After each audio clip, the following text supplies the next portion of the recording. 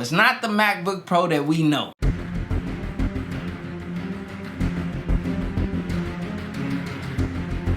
This video is being brought to you in partnership with Epidemic Sound. Click the link in the description below to get a 30-day free trial. What is up, YouTube? Today we're gonna make it quick and as informative as possible as to the comparison of the brand new 14-inch MacBook Pro and the previous 13-inch MacBook Pro. Both M1 architecture, but a slight difference. We got M1 and then we got M1 Pro. There's a slight price difference and design, element, ports offering. So basically in this video, I am here to help you make a more informed tech purchase decision when it comes to whether you should get the 13-inch MacBook Pro or the 14-inch and what the offerings are in between the two and how to decipher which one actually falls within your needs or your necessities. So let's get to it right off the bat. As you can see, the design is very different between these two machines. I feel like the 13-inch has more of that Apple-ish design, while the 14-inch just has this newer, boxier, very different. Granted, it's all about functionality on the new 14-inch, and the 13-inch MacBook Pro is a lot more of that Apple just elegance and stuff.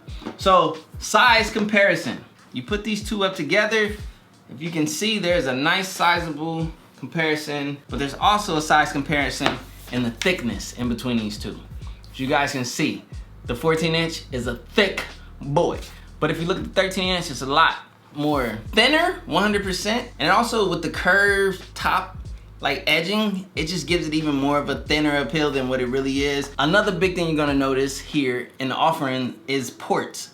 You get way more ports going with the 14-inch MacBook Pro because it's more geared towards the professional, hyper-active user. The 13-inch MacBook Pro is so much more consumer and minimal than any MacBook Pro that I've ever seen. All you have is a headphone jack versus a full HDMI, a Thunderbolt 4 port, and an SD card slot.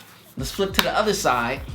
As you guys will be able to see, we have two Thunderbolt 3 ports on the 13-inch, but you go to the 14-inch, you got two Thunderbolt 4s for a total of 3. You have MagSafe charging, and then you have a headphone jack. So if you are in need or in the use of more ports, less dongles, the 14-inch is definitely right up your alley, but it's gonna cost you a bit more. Okay, another difference in between the two is gonna be the weight. The 13-inch M1 is gonna come in at 3 pounds, which is still a nice hefty little weight, but you move up to the 14-inch and it's only up 3.5 pounds, 3.5 pounds, which isn't that big of a difference when it comes to weight. So weight isn't a deciding factor. It's more or less which one is right for you. All right, the next place we need to look into is the screen. The screen is where things are gonna differ in many ways more than one. Obviously, number one, you're gonna notice the notch. The notch is there. The notch is a thing on a laptop. Yes, I know. But let's move past the notch. Let's go ahead and open these both up with Touch ID. The displays are different. On the 13-inch MacBook Pro, you're getting a 13.3-inch IPS panel display. When we move over to the brand new 14-inch, you're getting a 14.2-inch mini LED display. And that's the difference. This mini LED is gonna be more reminiscent, more similar, more closer to OLED than this IPS panel by far. Contrast ratios are extremely deeper blacks and things like that. The display is far more superior on the 14-inch MacBook Pro, and that's a part of what you're paying for.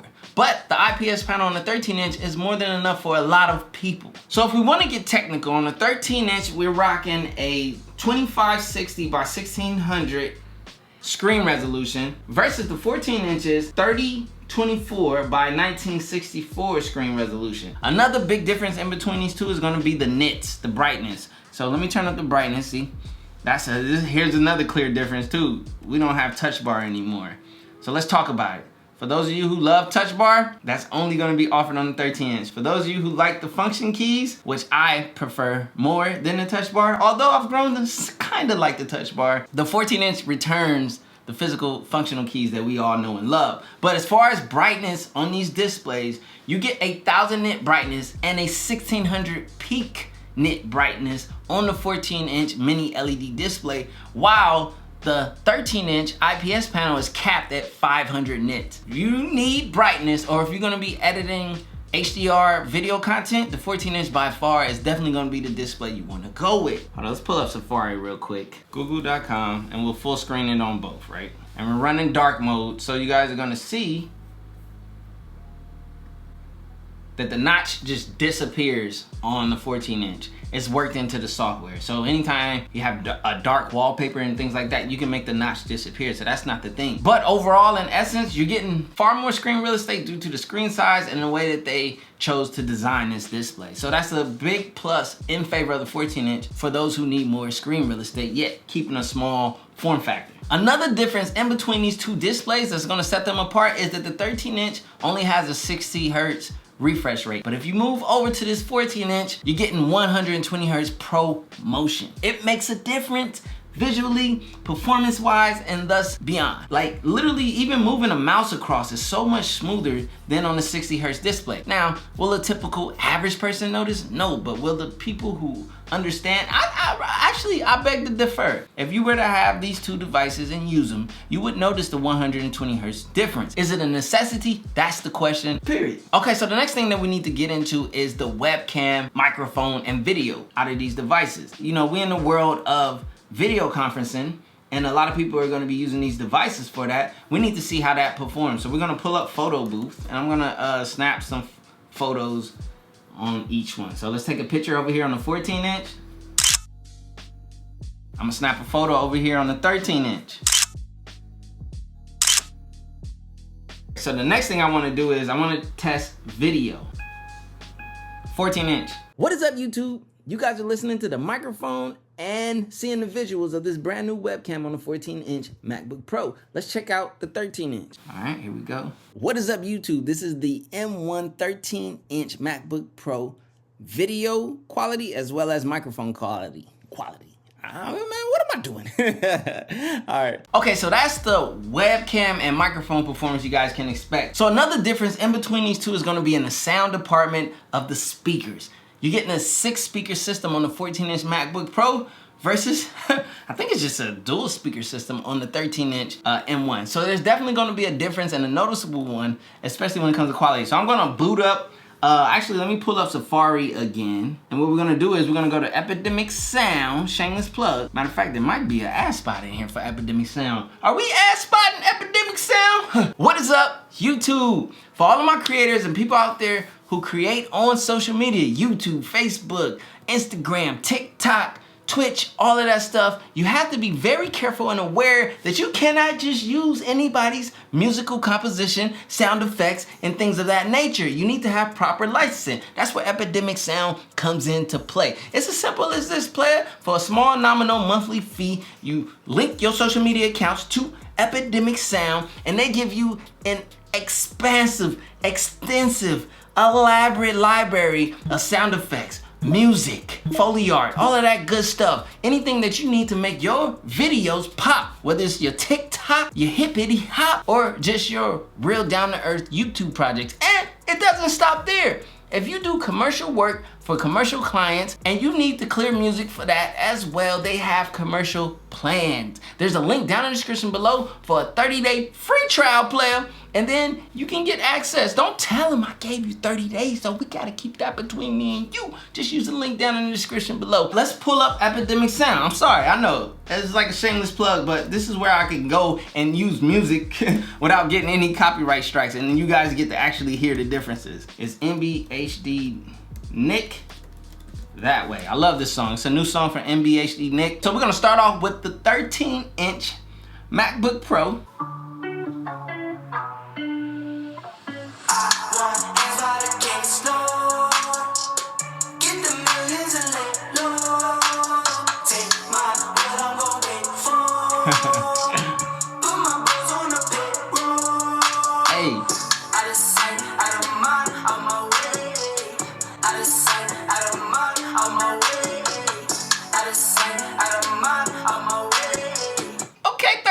MacBook Pro. One thing I will say about Apple, they put great speaker and sound quality into their products. Why? Because a lot of audio professionals use MacBook Pros. That's how I got into them, from the audio world of audio engineering.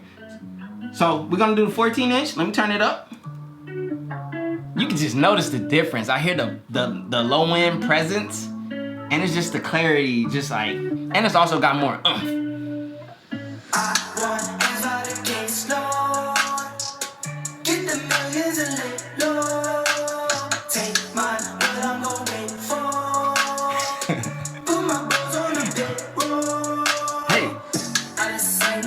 yeah, you hear the bass way more.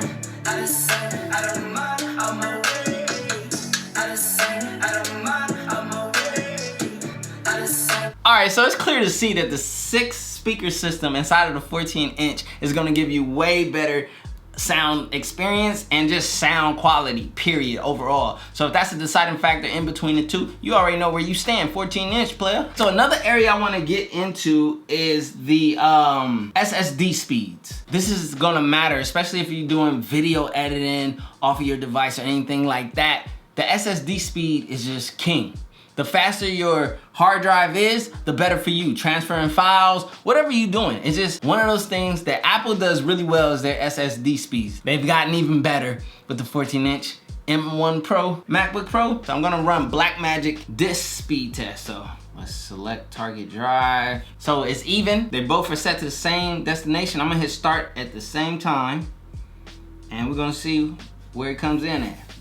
Woo, we getting 4,302 write speeds on the 14-inch M1 Pro with 5235 read speeds versus the 1853 write speeds on the 13-inch and the 2771 read speed. So let me get a reading right here again. Boom. Oh, but look, I ran it again. I kept it running, and the 14-inch got up to 5,229. Okay, so let's keep it running. Let's run it again. Let's just let it run. Ooh, okay. Oh, it's getting interesting. The longer you run it, the better it gets. Wow, so it looks like it's averaging about 5,300. It looks like about 5,300 write, 5,300 read on the 14-inch MacBook Pro versus the 1,500 write and about a 2,600 read, which is still really good, but in comparison, obviously, the 14-inch MacBook Pro is doing double read and write speeds of that of the 13-inch. So if that's something that matters to you, you know where you stand. Now, when it comes to the 13-inch M1 MacBook Pro, the max is 8-core CPU, 8-core GPU. That's all you're being given. On the 14-inch MacBook Pro, this is the base model. So I was given 8 cores of CPU and 14 cores of GPU. This is the bind chip version. I think they call it binding or whatever. So basically, these are supposed to be 10-core chips, but if they have a core that fails, they just go ahead and disable 2 cores and they give it to you in an 8-core variant at a discounted rate. Same thing with the GPU cores. It's supposed to be 16, but if one is failed, well then they'll go ahead and disable 2 and sell it to you at 14 cores. So this is like the more value driven, how can we repurpose these chips and still, you know, not take a full loss? So you get a discount for that, going with the base model 14-inch. But you can do up to 10 cores CPU and up to, I think, 32 cores of GPU. You can take the 14-inch MacBook Pro wherever you want it to go, which is fire. Now, RAM, things get a little different. On the M1 13-inch MacBook Pro, instead of the standard 8 gigabytes of RAM that you're typically given on this base model, you can get up to 16 gigabytes, but that's it, that's the cap. On the 14-inch, it starts off at 16, but you can go all the way up to 64 gigabytes of RAM. And then when we start talking about storage capacity, on this base model 13-inch MacBook Pro, you're only given 256 gigabytes, but you can go all the way up to 2 terabytes. That's the max. But when it comes to the 14-inch, you start off at 512 gigabytes, but you can go all the way up to 8 terabytes. The expansion, the area for building and manufacturing your device to fit your needs on the 14-inch is far more than that of the 13-inch. Another area we need to talk about is the battery. On the 13-inch, it's rated at 20 hours, and then if you go on the 14-inch, it's only rated at 17 hours. So that's an area to consider and to think about. Man, you can see the differences in the display brightness just sitting here by far. So the next thing I wanna do, this is gonna be my last test in between the two. This is a test geared towards video creators. What I'm gonna do is I'm gonna load the exact same Final Cut Pro project on both of these devices, and what's gonna happen is I'm gonna render them on both of these devices. We're gonna see which one renders quicker or if there's any difference. All right, so I had to take a second to free up some space. This is why 256 gigabytes can be a problem for creators. I know you try to skimp out and you like to get the cheapest device, but sometimes that comes with limitations. Luckily on the 14-inch MacBook Pro, you get 512 gigabytes to start with versus 256. Okay, so I'm finna try and do a quick export render of Apple devices 4K. I'm gonna hit enter at the same time. We're gonna do a render test. Let's go. All right, we're gonna pull this out I'm gonna pull that out, and we're gonna see which one renders quicker.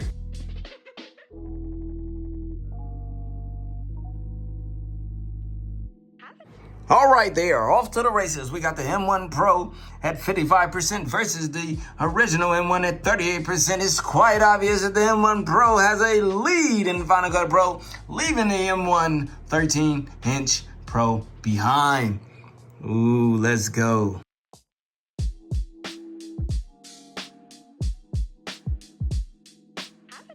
All right, so right now, M1 Pro's at 97% versus, what is it, like 57%, 98%, 99%. The M1 Pro is about to cross the line right now. Woo, 100% on the M1 Pro, while the M1 is still at what, 58% currently? Okay, that's almost a 50% increase with the 14-inch versus the 13-inch. And honestly, I don't even think I want to wait for the M1 13-inch to catch up. Let's talk. So, while the M1 13-inch is still trying to catch up and render versus the 14-inch, who are these devices for? I really, truly think that the M1 13-inch is a more consumer-based MacBook Pro. It's not the MacBook Pro that we know. The MacBook Pros have always been for the pros, but when it comes to the 13-inch M1 8-core, 8 gig, this is just a consumer device. It's in the same category as the M1 MacBook Air and the M1 Mac Mini, which all are on the same tier. When you start to compare this M1 13-inch versus this 14-inch, you're comparing a pro machine on the 14-inch MacBook Pro versus a consumer machine with the M1 13-inch. As a consumer, you might be intrigued by the better speaker system, the better video camera, the better just raw power. And at the base model, I mean, I think even as a consumer who appreciates the better display and the better, finer things of the 14-inch, while I'm not maybe needing a necessary, like, you know, build out of the craziness, you can get the base model, 14-inch, and have a better laptop than the MacBook Pro M1 13-inch with just an all-around better user experience. And then for my pro users out there, the 14-inch allows for you to max it out or build it how you see fit. 32 gigs of RAM, 64 gigs of RAM, 32 core, GPU, 10 core, whatever fits your needs. 8 terabytes of storage. At the end of the day, what Apple has done with this M1 Pro and the option for the M1 Max in the 14-inch, being at the same tier as the 16-inch, minus the difference in size and screen real estate, is phenomenal for the pro user. You got the SD card slot, you got all of your ports, you can go to a far less dongle life, as well as you get this professional display, professional MacBook Pro as it was intended, and you get far better performance than any Intel MacBook Pro on the market. Listen, if you're a pro consumer, there's nothing wrong with a base model 14-inch. Don't listen to those people talking about this and that and all that stuff. You should just get the M1. Honestly, the M1 is capped in many situations when you become a pro consumer / pro user at that gray area. But if you're just a regular everyday consumer and you just want a decent laptop that gives you great performance at a great price point, the M1 13-inch all day. What warrants the price increase with the 14-inch Pro? Just a better build, better quality experience. And then for the pros, you already know we have that expandability and the headroom that we need to grow and build out on the 14-inch architecture. So that's pretty much where this lies. The M1 13-inch MacBook Pro is still rendering and this video is over.